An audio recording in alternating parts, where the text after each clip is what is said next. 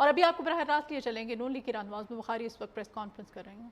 کو یاد ہو کہ عمران خان صاحب ایک تانگا پارٹی تھے اکتوبر 2011 کے جلسے سے پہلے، اور وہ اکتوبر 11 کے جلسے سے پہلے جو میٹنگز ہوئیں شفقت محمود صاحب کے گھر پہ بھی اور ارد گرد بھی، اور ان میٹنگز کے بعد جو اس کی پارٹی کے اندر ہوا بھری گئی، لوگوں کو لایا گیا، لا کر اس کی پارٹی کو تانگا پارٹی سے جو ہے وہ ایک ویگن کی پارٹی اور پھر اس کے بعد اس کو ایک جہاز کی پارٹی بنایا گیا.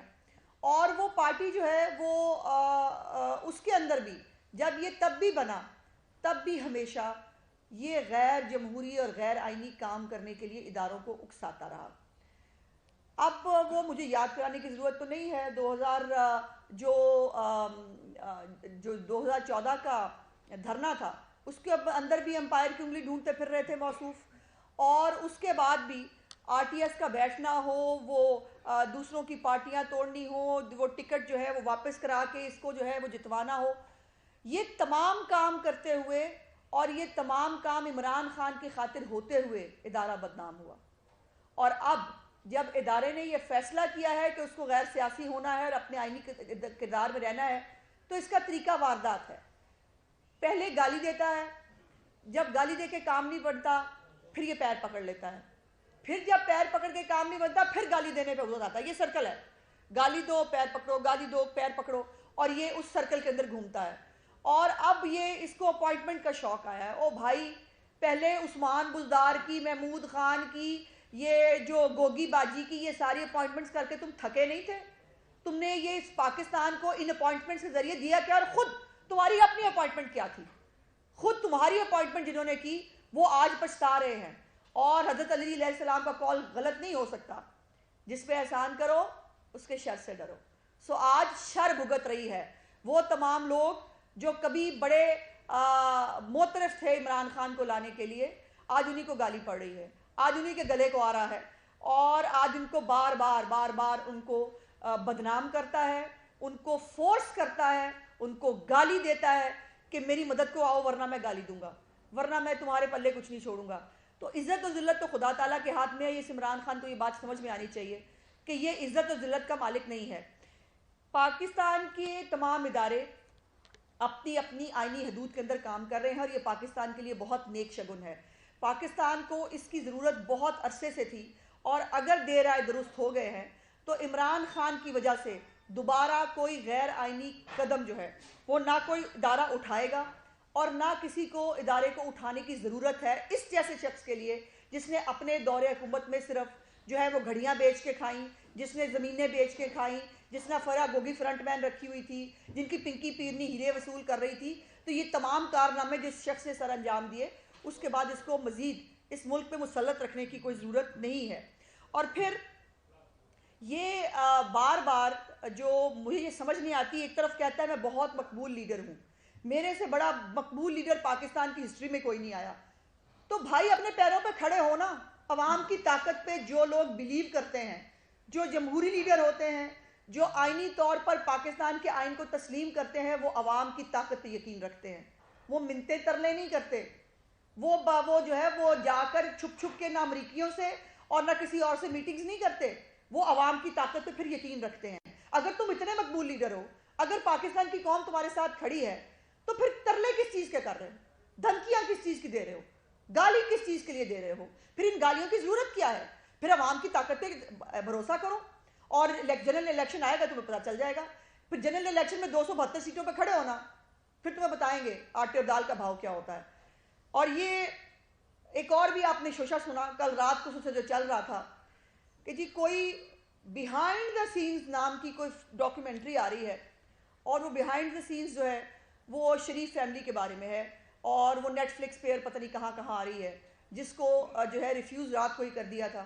اور جن چند لوگوں نے انٹرنیشنل جرنلسٹ نے یا کسی نے اگر وہ کی تھی، انہوں نے ڈیلیٹ کر دی، معذرت کی. ان بے شرموں کا اندازہ لگائیں کہ ان کے پیڈ جو اکاؤنٹس ہیں وہ سب آج بھی ان کے وہ وہاں پر وہ موجود ہے. میں صرف عمران خان صاحب کو ایک بات کہنا چاہتی ہوں، عمران خان صاحب بیہائنڈ دا سینز کی بات آپ اور آپ کی پارٹی نہ کیا کرے، چونکہ بیہائنڈ دا سینز جو آپ کے کرتوت ہے نا، جو آپ کا ماضی اور آپ کا حال ہے نا، وہ اتنا گندا اور گھنونا ہے کہ نہ اس پہ بات ہو سکتی ہے، نہ وہ کسی سے کی جا سکتی ہے، نہ کسی کو دکھائی جا سکتی ہے. سو بیہائنڈ سینز کی بات کریں گے تو بیہائنڈ دا سینز آپ کا بہت گندا ہے. سو شیشے کے گھر میں بیٹھ کر پتھر مت مارے، ورنہ آپ کا ایسا ایسا بیہائنڈ دا سینز نکلے گا کہ آپ کو، اور آپ کو پتا ہے، مزے کی بات ہے، آپ کو نہیں پتا آپ کے بیہائنڈ دا سینز کیا ہے، آپ کو پتا ہے، آپ جانتے ہیں. سو مہربانی کریں بیہائنڈ دا سینز کی بات نہ کیا کریں. اس کے اوپر کے بعد ڈاکیومنٹری اور کتابوں کی بات بھی نہ کیا کریں، کیونکہ جو ڈاکیومنٹری اور جو کتابیں آپ کے بارے میں لکھی جا چکی ہیں. میرا پرابلم یہ ہے کہ میں خاتون ہوں، اور مجھے ہماری تربیت یہ ہے ہمارے لیڈر کی کہ ہمیں بلو دا بیلٹ نہیں جانا.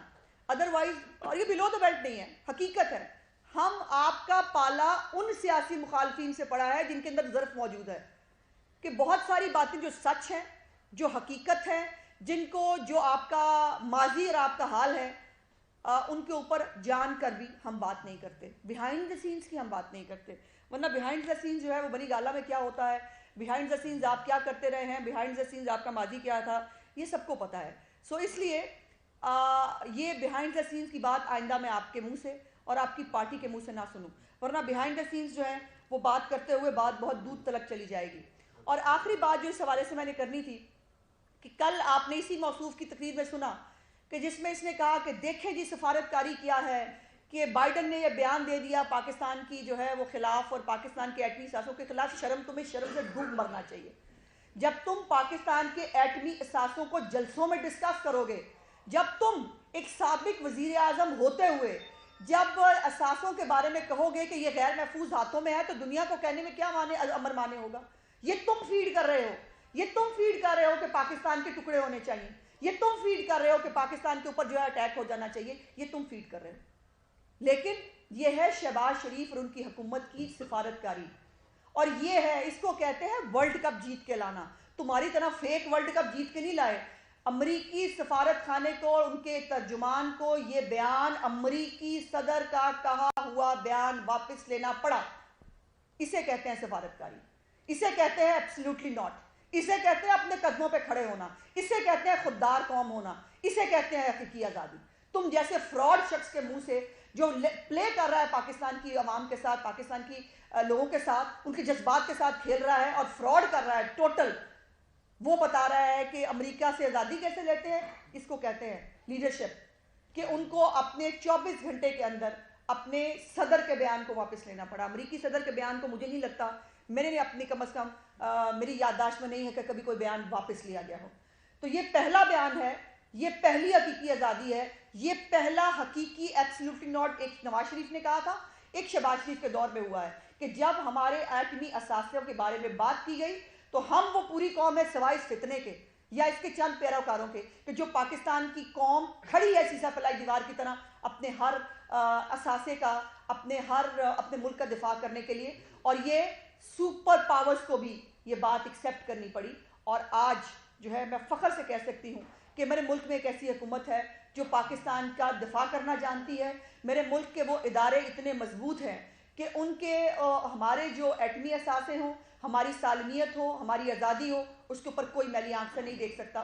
اور اس کے بعد عمران خان کو شرم سے ڈوب مرنا چاہیے اور اس کو یہ دیکھنا چاہیے کہ یہ جس کو وہ امپورٹڈ حکومت کہتا ہے، اس اصلی حکومت نے اس امپورٹڈ فتنے کو جو ہے، فورن فنڈنگ فتنہ جو ہے، اس کو اس کی اوقات دکھائی ہے. اور پاکستان جو ہے وہ اس وقت ایک اپنے حقیقی نمائندوں کے جو ہے وہ ہاتھ میں ہے اور محفوظ ہے اللہ کے فضل سے. اس جیسے فتنے کو جو ہے، جیسے ہم نے باقی فتنوں سے ہمیں لڑنا آتا ہے، اس فتنے سے بھی لڑنا آتا ہے. اور اگر اس فتنے نے اپنی تان نہ بدلی، اچھا یہ بھی میں آپ کو بتا دوں، لانگ مارچ نہیں ہوگا. لکھ لیجئے کہ لانگ مارچ نہیں ہوگا. اس کی وجہ کیا ہے؟ اس کی وجہ یہ ہے کہ یہ پھر پیچھے دیکھ رہا ہے. مجھے کوئی گارنٹی دے دے تو میں نکل آؤں. گارنٹی اس کو ملے گی نہیں اور یہ لانگ مارچ کر نہیں سکتا، کیونکہ اگر گارنٹی کے بغیر لانگ مارچ کرنے آئے گا تو یہ جانتا ہے کہ حکیم رانا ثناء اللہ اس کو کریں گے کیا، اس کا حال کیا ہوگا. اور یہ پھر اس لیے نہیں ہے کہ ہماری کوئی سیاسی مخالفت ہے، یہ ہمارا ملک ہے. اس کے اوپر ہم ایک کیپٹل کے اوپر ایک فتنے کو چڑھائی کرنے کی اجازت کیوں دیں گے؟ ہمیں نہیں دینی چاہیے. ریاست پاکستان ہے، مذاق نہیں ہے. یہ عمران خان کی خالہ جی کا گھر نہیں ہے کہ جب دل چاہے گا یہ آ جائیں گے، توڑ پھوڑ کریں گے، پھر یہ واپس چلے جائیں گے. ایسا نہیں ہوگا. اور ہم ہر فتنے سے لڑنا اور ہر فتنے کو اس کی اصل حیثیت اور اوقات دکھانا ہمیں آتا ہے، وہ ہم دکھا دیں گے. میں 2 نشستیں تھیں جن پر آپ کے امیدوار جی اور وہ دونوں نشستیں ترجمان مسلم لیگ نون عظمیٰ بخاری پریس کانفرنس کر رہی تھی.